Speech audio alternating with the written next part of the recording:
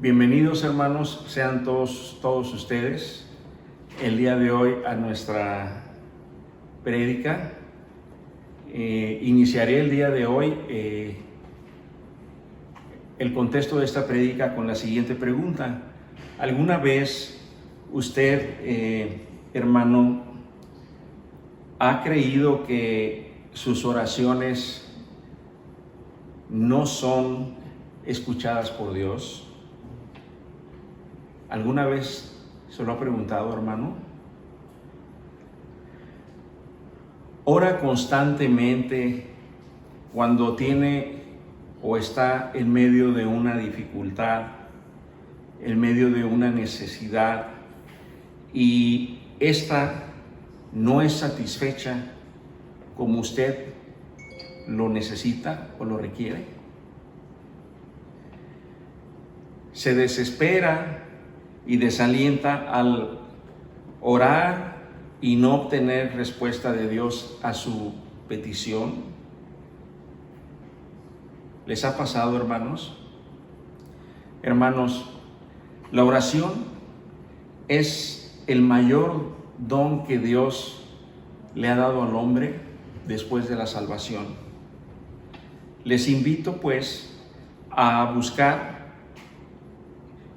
y aprender en la palabra de Dios cómo orarle o cómo orar al Señor para que nuestras oraciones, hermanos, sean escuchadas. Y la Biblia es la mayor o es el mayor recurso que tenemos a la mano para hacerlo, porque es la mente impresa de Dios. Bien, la lectura de hoy es Colosenses capítulo 1, versículo 9 al 11.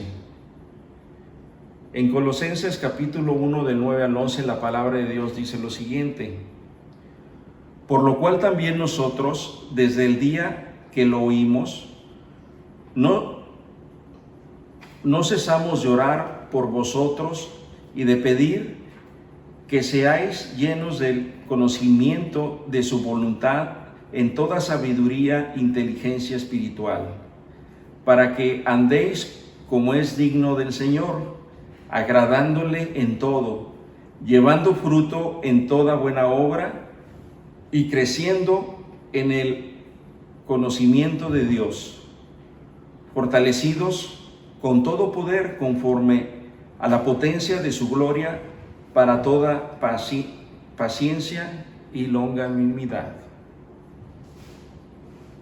La prédica del día de hoy, hermanos, se titula La vida de oración del cristiano.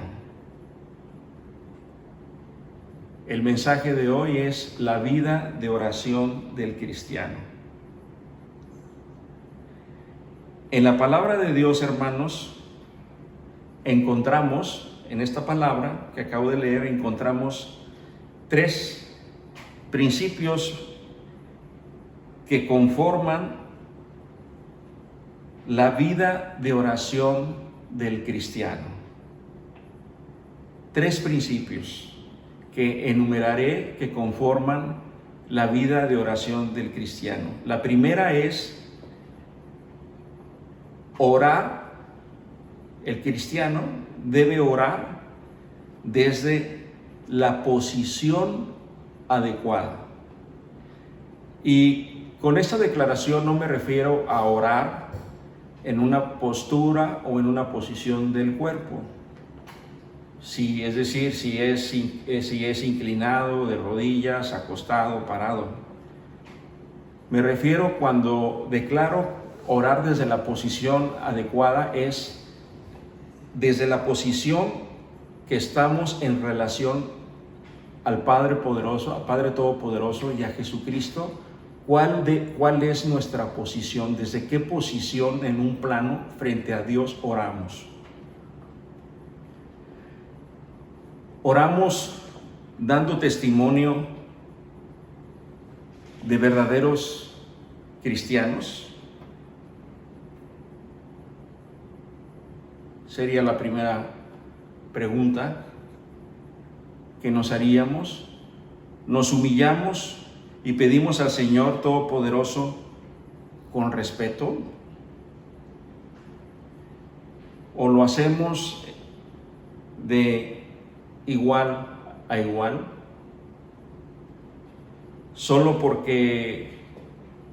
¿O lo hacemos solo porque necesitamos resolver algo que nosotros en nuestra voluntad no hemos podido resolver? ¿Oramos al Señor desde el Espíritu? ¿O tal vez estamos orando desde la carne? Cuando me refiero desde la carne, me refiero a los deseos pecaminosos del mundo. ¿Oramos por los motivos correctos delante de Dios?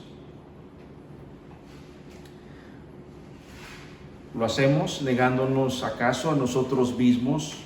¿O lo hacemos, hermanos, por conveniencia?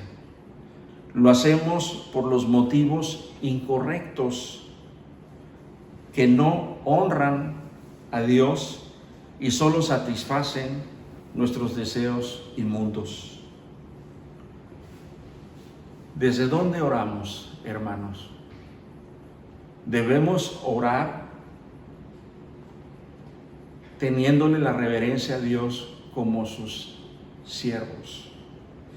En Santiago 4:3 la palabra dice: desean lo que no tienen, entonces traman y hasta matan para conseguirlo. Envidian lo que otros tienen, pero no pueden obtenerlo. Por eso luchan y les hacen la guerra para quitárselo. Sin embargo, no tienen lo que desean, dice la palabra de Dios, porque no se lo piden a Dios. Aun cuando se lo pide, dice la palabra, tampoco lo reciben porque lo piden con malas intenciones. ¿Se dan cuenta? Desean solamente lo que les dará placer. El segundo principio, amados hermanos, es orar conforme a la voluntad de Dios. Repito, segundo principio, orar conforme a la voluntad de Dios. Y aquí valdría la pena preguntarnos, hermanos, ¿qué es lo que oramos? ¿Qué es lo que le pedimos a Dios? ¿Oramos para que Dios haga su voluntad en nosotros? ¿O le pedimos que Dios haga nuestra voluntad? ¿Se dan cuenta? Hermanos, Cristo es prominente en la mayoría de nosotros, pero es preeminente para aquellos de nosotros que hemos puesto en el centro de nuestras vidas a nuestro Señor Jesucristo. Él, Cristo, es primero que todo, hermanos. Todo le pertenece. Recuerden lo que dice la palabra, que todo fue creado por Él y para Él. Si en verdad así lo creemos, entonces no debemos ordenarle en nuestras oraciones lo que nosotros queremos, porque significaría que nuestra voluntad está por encima de la de Él. Por eso el apóstol Pablo dice que oremos pidiendo con toda la inteligencia y sabiduría que proviene del Espíritu Santo, para que nos revele su voluntad. Hermanos, la voluntad de Dios es perfecta para nuestras vidas. Aunque pensemos en nuestra débil mente pecaminosa, que no lo es. La voluntad de Dios es perfecta para nuestras vidas. Nosotros, en nuestro egoísmo, siempre estamos acaso pensando en salirnos con la nuestra, en salirnos con la nuestra al pedirle a Dios que haga lo que nosotros queremos y que no está alineado a la voluntad de Dios. Por ejemplo, estamos orando para que el Señor nos permita hacer un negocio que probablemente no es lícito a los ojos de Dios. Estamos orando por una relación, por obtener el amor de una persona en una relación que no es lícita delante de Dios. Es decir, debemos orar, hermanos, por aquello que solamente honra a Cristo. Por eso es importante, como dice el apóstol Pablo, conocer cuál es la voluntad de Dios. Eso es lo que debemos orar. El Señor, hermanos, en su gracia, nos concede la fe necesaria para entender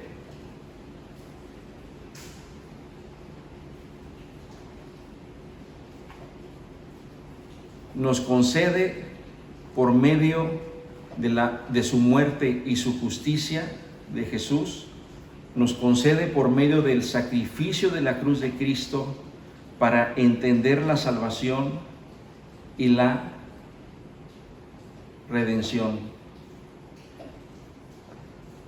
Cristo nos concede entender su resurrección para entender la vida eterna que Cristo nos da, para entender el nuevo hombre y mujer que pone Cristo en nosotros para su gracia. Cristo es quien nos da y nos concede entender, hermanos. Entender estas cosas es locura para los que no creen, pero para nosotros los que creemos, hermanos, para nosotros los que somos discípulos y seguidores de Cristo, no es locura.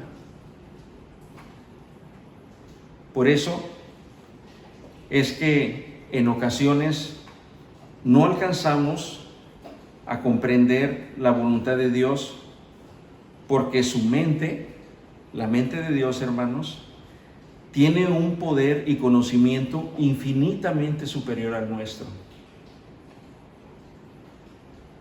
Es por eso que Dios utilizó a los profetas y a los apóstoles en el Antiguo Testamento y en el Nuevo Testamento en el pasado. Y ahora, hermanos, en nuestros tiempos, utiliza a sus siervos en la función apostólica, en la función profética, evangelista, pastoral y de enseñanza. La palabra en Efesios 4, del 11 al 13 dice: y él mismo constituyó a unos apóstoles, a otros profetas, a otros evangelistas, a otros pastores y maestros, a fin de perfeccionar a los santos para la obra del ministerio, para la edificación del cuerpo de Cristo. Amén. Y bien, hermanos, cierro con lo siguiente, con el tercer principio de la oración del cristiano. Y el tercer principio es que Dios tiene el propósito de revelarnos su voluntad para vivir conforme Él quiere y le agrada. Este es el tercer principio. Dios tiene el propósito de revelarnos su voluntad para vivir conforme Él quiere y le agrada. Este es un principio en la oración del cristiano.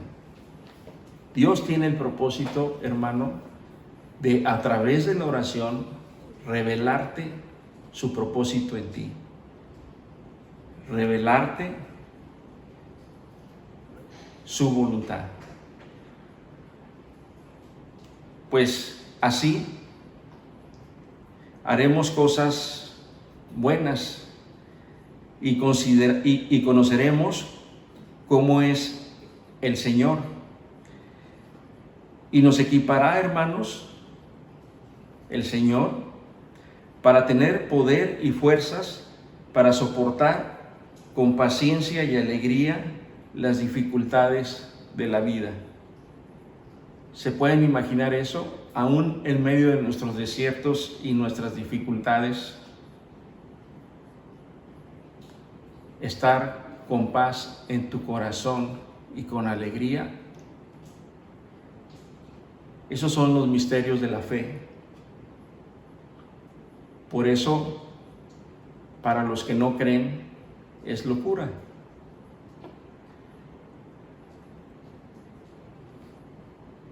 No como pensamos que debe ser o que nos conviene que sea la voluntad de Dios, sino que como el Señor lo ha establecido desde el principio.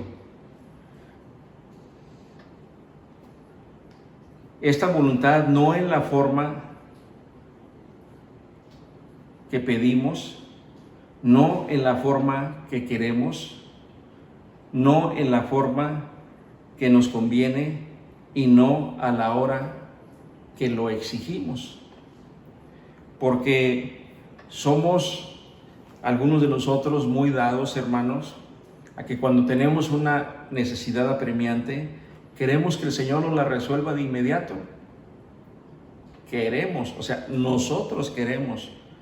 No dejamos que se exprese la voluntad de Dios en nosotros. Queremos imponerle a Dios nuestra voluntad.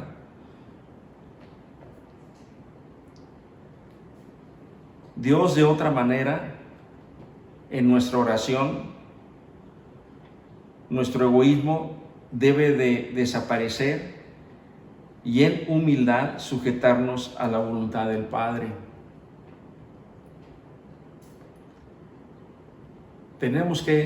Es importante que nos sujetemos a la voluntad de Dios y no dejemos que el egoísmo sea el que se imponga. Hermanos,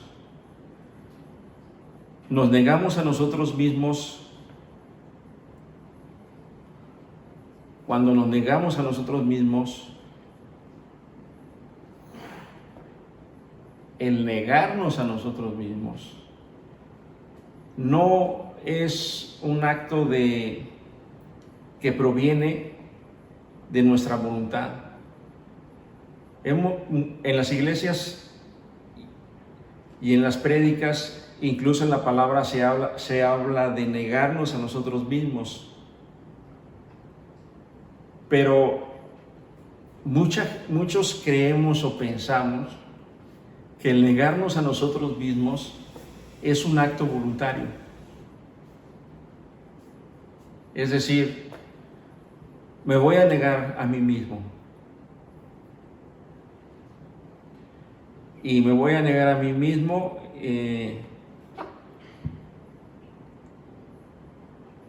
no voy a ver pornografía.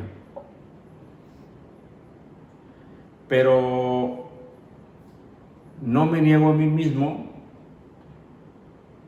cuando me voy con mis amigos y tomo o me emborracho. ¿Se dan cuenta? El negarse a sí mismo, hermanos, no es un hecho o una decisión voluntaria. No es algo que debe de salir de nuestra voluntad o de nuestro corazón, porque nuestro corazón es egoísta y nuestra naturaleza es pecaminosa. Tenemos un corazón con naturaleza controladora que va a querer negarse a sí mismo solamente cuando me conviene, me niego a mí mismo, pero cuando no me conviene, no me niego a mí mismo. ¿Se dan cuenta? Entonces, el negarse a sí mismo no es por voluntad propia, sino es algo que tenemos que pedirle al Señor que nos conceda por fe y por obediencia. Si fuese así, solo nos negaríamos a nosotros mismos, como les comento, hermanos, en lo que nos conviene. Nos negaríamos, pero no en todo, ¿verdad? No nos negaríamos en todo. Entonces, el negarnos a nosotros mismos, hermanos, debe ser un acto de sumisión y obediencia absoluta a Dios, despojándonos de todo egoísmo. De esta manera, hermanos, estaremos dando testimonio de que en verdad somos discípulos de Cristo. La palabra de Dios en Mateo capítulo 16, versículo 4 dice: entonces Jesús dijo a sus discípulos: si alguno quiere venir en pos de mí, niéguese a sí mismo, tome su cruz y sígame. Amén. Hermanos, para orar a Dios que nos permita, por medio de la inteligencia y sabiduría que solo proviene del Espíritu Santo, conocer su voluntad, es importante que nos neguemos a nosotros mismos. Esa es la principal religión aparte del cristianismo. Solamente hay dos religiones, hermanos: el cristianismo, los que siguen a Cristo, y el egoísmo, los que se siguen a sí mismos, que pueden tener sus diferentes dioses, sus diferentes ídolos, pero realmente esa es la única religión aparte del cristianismo que existe: el mí mismo, el egoísmo. Y en este versículo, Cristo denuncia a este ídolo, denuncia a este ídolo que somos nosotros mismos. Por eso dice: niéguese a sí mismo. Y además, si observan, el negarnos a nosotros mismos lo dice en presente porque es una acción continua. Querrá decir entonces, amados hermanos, que el negarnos a nosotros mismos es algo que tendremos que hacer permanentemente toda la vida, por amor y obediencia a Jesucristo, nuestro Señor, Dios y Salvador. Amén. Oremos. Gracias te damos, amado Jesús, por esta palabra del día de hoy.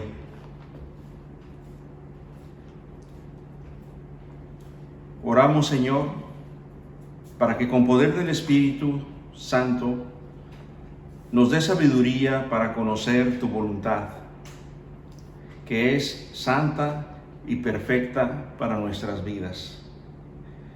Hermano, amado hermano, si aún no has clamado a Dios para que te conceda tener fe para recibir a Cristo en tu corazón, te invito a que le supliques que te elija para creer que Cristo murió por tus pecados en la cruz, resucitó de los muertos y te hizo justo delante del Padre Celestial. En el nombre de Jesús oramos. Amén. Gracias y que el Señor les bendiga grandemente.